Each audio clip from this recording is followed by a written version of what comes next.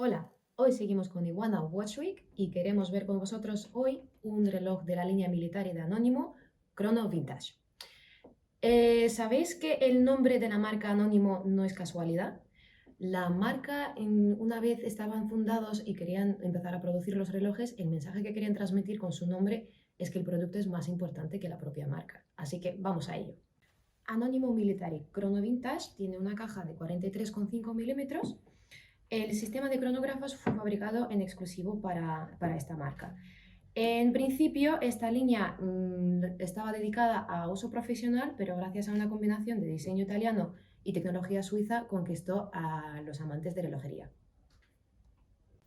Lo peculiar de este reloj es que tiene la corona a las 12 con una protección adicional. Pues claro, como hemos dicho, al principio estos relojes estaban fabricándose para uso profesional.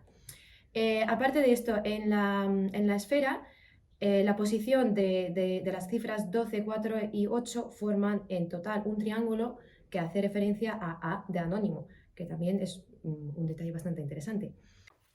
Como podemos ver, es un reloj bastante masivo y se nota en la mano, pero gracias a que tiene la esfera bastante amplia y no es nada cargada, se hace muy fácil leer la hora, es decir, que de un vistazo pues podemos ver qué hora es, también gracias a las manecillas que son bastante visibles.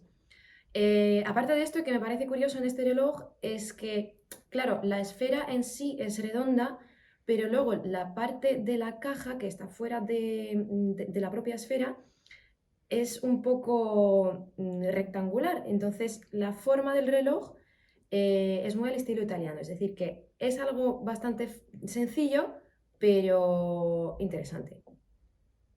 Eso es todo por hoy. Muchas gracias por vuestro tiempo. Mañana seguiremos con más. Y os recuerdo que durante las próximas 24 horas tendréis condiciones especiales para productos seleccionados. Y para no perder los próximos vídeos, os recomiendo suscribirse a nuestro canal de YouTube. Adiós.